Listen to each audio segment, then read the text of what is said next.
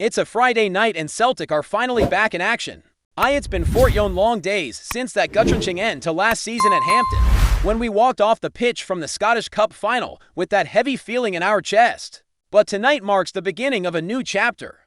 And sure, it might only be a preseason friendly, the first of the summer no less. But that doesn't dull the excitement. Whether it's the first team, the fringe lads, or even the academy boys pulling on that famous green and white, the fact is simple: Celtic are back, and for fans across the globe, that means everything. We'll touch on tonight's match later, but let's not kid ourselves. The build-up to this game has been completely overshadowed by a certain story that's been dominating the Celtic headlines over the past 24 hours. The big news, the headline grabber, the one that's got fans talking and comment sections exploding: Nicholas Kuhn is off. He's leaving Celtic, and it's not just speculation anymore, it's all but done and dusted. Late yesterday afternoon, the transfer world's top voices confirmed the move. A permanent transfer has been agreed between Celtic and Italian side Como. The reported fee €19 million, or just under £16.5 million. Personal terms sorted, medical scheduled for early next week. It's happening.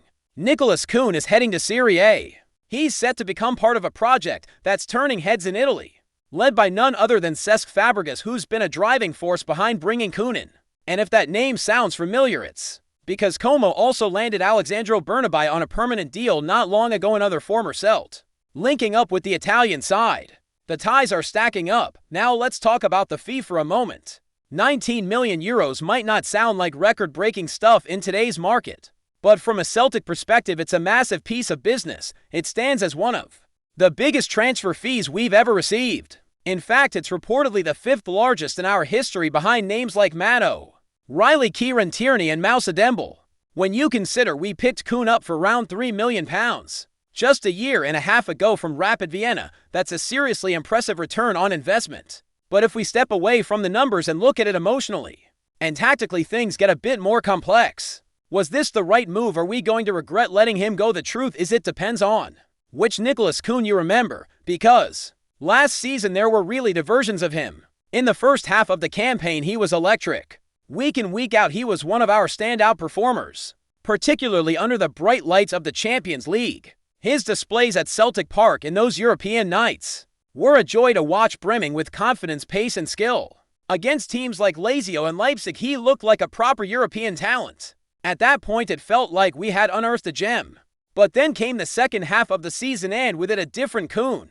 One that looked disconnected, unmotivated at times. Some fans reckon it was after the Bayern Munich tie that he switched off, but in truth the drop in intensity was visible even earlier than that. Despite scoring in Germany, his overall performance didn't match the standards he had set months prior. His form dipped, his body language shifted, and his impact on games lessened significantly.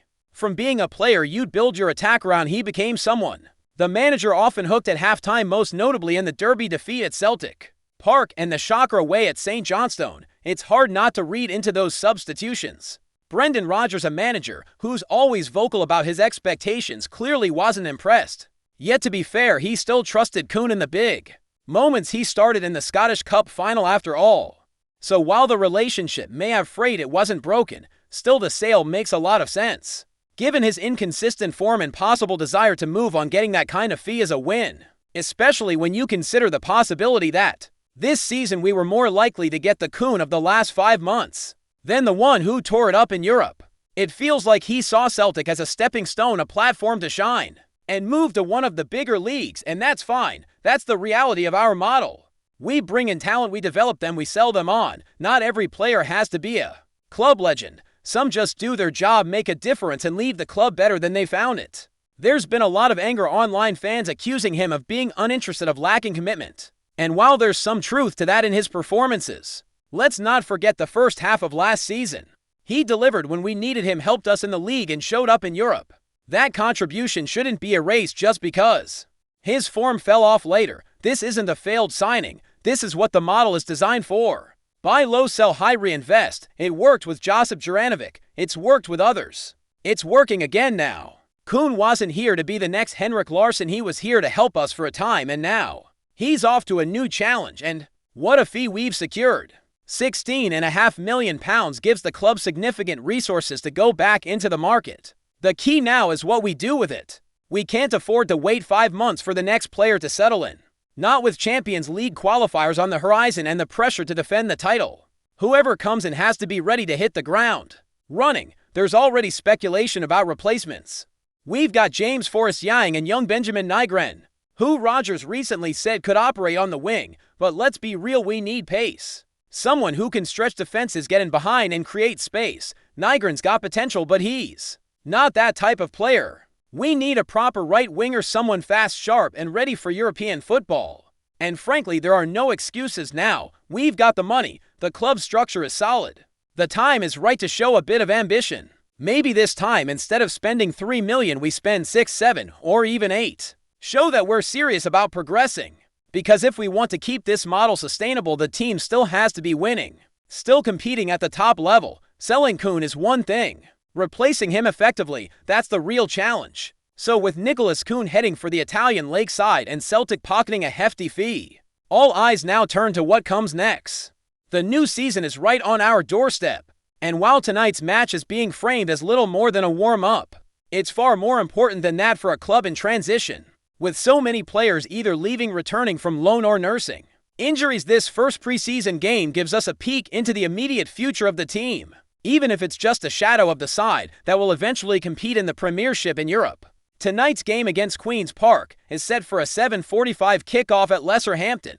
It's far from glamorous, and most of the senior names won't be there, but for the ones who are, especially the youth players, it's a golden chance to show they belong. With a full week of training behind them, lads like Callum McGregor, Odin Diogo home, and the new defender Austin Trusty could get a few minutes. But let's not pretend this will be anything near our strongest lineup. The squad has been split between those who returned early and those still on extended breaks after international duty. And the manager will likely field to separate 11s across both halves. For many fans, tonight is less about the result and more about seeing the green and white back on the pitch again. It's been over a month without Celtic football, and no matter how meaningless the fixture might look on paper, the appetite is massive. There's also the matter of momentum. The club has had a few tricky summers in recent years, starts that dragged and required some late heroics to recover. With Champions League qualifiers just over 6 weeks away, there's no room for sluggish build-ups or betting in periods. Every session, every friendly matters. One player we won't be seeing tonight and whose absence might raise eyebrows is Cameron Carter-Vickers. Now, at first, folk might have assumed he was just getting a rest. After all, he did miss a couple of games towards the end of last season with a hamstring tweak. But as it turns out, he's gone under the knife this summer, a TIDIP operation as they're calling it, nothing too major, thankfully. He's been back at Lennox Town for a while now, but not with the group. He's training individually, working his way back to full fitness. The good news, it's not expected to be a long-term issue. Reports suggest he's days away from rejoining full training rather than weeks. That's a relief, especially when you consider just how crucial he is to our defensive structure. Carter-Vickers, for all the stick he gets about injuries, has actually racked up a fair number of appearances over the past few seasons. It just feels like he misses more than he does because of how noticeable his absence is. The backline looks completely different without him, less composed, less organized. When he's missing, it shows, so fingers crossed he's back fully fit by the time we head to Portugal for the next stage of preseason. That trip is likely to be when the serious stuff begins, the proper preparations for competitive football, where Rodgers will want his first choice 11 starting to gel. Elsewhere, the left-back situation continues to evolve, with Greg Taylor making a surprise move to Greece, linking up with PAOK. Another Scottish left-back is now following him to the Greek Super League. James Penrith, who had been at Hearts, is reportedly signing with AEK Athens. Now, Celtic haven't shown any real concrete interest in Penrith, but it's another reminder of the limited pool of domestic fullbacks available. With Taylor gone and Alexandro Bernabei already out the door, that position suddenly looks thin. We'll have to see whether the club brings in a replacement or if there's faith in someone like Kwan to step up. Speaking of new blood, the club recently announced a batch of young talents who've signed their first professional contracts. 7 lads in total, names that won't mean much to most fans yet, but might down the line. Among them are Hassan Dembele and Rocco Di Giacomo, and both have some serious football lineage behind them. Hassan is the younger brother of Karamoko Dembele, while Rocco is the son of Paul Di Giacomo, a former striker who spent time in the Scottish leagues. These signings won't make headlines, but they're a key part of the club's long-term plans. Build from within, develop your own, and supplement with smart signings. That's the balance Celtic have always tried to strike. On a more somber note, today also marked the funeral of club legend John Clark. The service took place at St. Mary's Church, and though the venue was limited in space, the club did brilliantly by broadcasting the Mass live on their official YouTube channel. For someone who gave so much to the club over the decades both on and off the park, it was a fitting tribute. The cortege passed down Celtic Way this afternoon, with fans gathering to pay their respects. You can only imagine the memories and emotions in that moment. A true servant of Celtic and a name etched permanently into our history. Now turning back to the pitch and the upcoming friendlies, there's also the fixture against Sporting Lisbon to look forward to later this month in Faro. Supporters traveling to the Algarve have already started asking questions about tickets, where to sit, and how to get involved. One fan in particular, Alex Thompson, got in touch wondering where the Celtic supporters plan to be seated. From what we've seen, tickets are on general sale and pretty straightforward to buy, no major restrictions. Unless you're under 3 years old, apparently. Prices are reasonable and sections seem evenly distributed. It doesn't look like there's a dedicated away section, so it'll likely be a mix of supporters dotted around. The advice: just pick a seat and go enjoy the game. It's preseason, there's unlikely to be much tension in the stands, just fans soaking up the sun and enjoying a bit of football on holiday. Of course, the transfer market is where all the energy is now focused. With Kuhn gone and the need for reinforcements clear, the pressure is on the recruitment team to act fast and act wisely. The model has served us well, but it's only as strong as the next move. Bringing in another project isn't going to cut it this time. We need a ready-made player, someone with experience, someone who understands the demands of Celtic Football Club and what it means to deliver under pressure. Champions League nights are unforgiving, domestic competition is heating up, and fans are expecting intent, a clear sign that we're not just content with selling high, but with building higher. There's always a balance to strike. Be savvy in the market, but also bold when needed.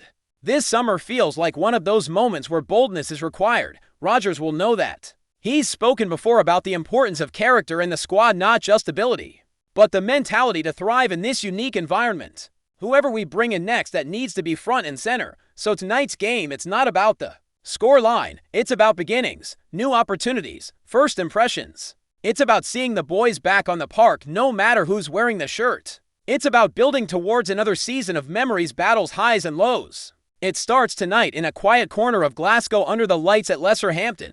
The stage might be modest, but the meaning behind it is massive. Celtic are back and we go again. Before we proceed, subscribe to our channel and enable notifications to receive all exclusive news about Celtic FC. Don't miss any details about your favorite team. It's extremely important for Celtic FC fans. Whispers are gathering pace across Glasgow as speculation mounts that BOJAN MIOVSKI, the prolific North Macedonian striker, could be set to don the famous green and white hoops of Celtic. Though nothing official has been announced, the chatter in the streets and online is becoming increasingly difficult to ignore. The 24-year-old forward, currently making waves at Aberdeen, has impressed with his clinical finishing and movement in the box, notching up goals consistently in the Scottish Premiership. MIOVSKI's style, combining raw physicality with a sharp footballing brain, seems tailor-made for a side like Celtic, who are constantly on the hunt for dynamic goal threats to bolster their attacking line. Sources close to Parkhead suggest that scouts have been keeping a keen eye on MIOVSKI throughout the season, particularly during high-profile fixtures. His performances against the old firm sides haven't gone unnoticed either, further fueling rumors that the Hoops might be planning a summer swoop, with Kyogo Furuhashi drawing attention from abroad and Ohaengyu yet to fully settle. Some insiders believe that MIOVSKI could be the perfect fit to freshen up the front line. There's also the question of MIOVSKI's own ambitions. Having already proven himself in Scotland, a move to Celtic would offer the chance to play in European competitions and challenge for major silverware. A tempting proposition for any player looking to elevate their career, while the Dons would be reluctant to part with their star striker. The lure of a sizable transfer fee and the player's potential interest might prove too strong to resist. Of course, at this stage, it's all conjecture. No official bids have been tabled, and Celtic are notoriously tight-lipped when it comes to transfer dealings. But in the pubs of the East End and on the terraces of Celtic Park, the name BOJAN MIOVSKI is being spoken with increasing excitement. A buzz that's only likely to grow as the summer window heats up. One to watch, for sure. Hello, Fan, don't forget to like and subscribe to the channel, as it means a lot to Celtic FC. Also, share your opinion about the news in the comments below. See you in the next video.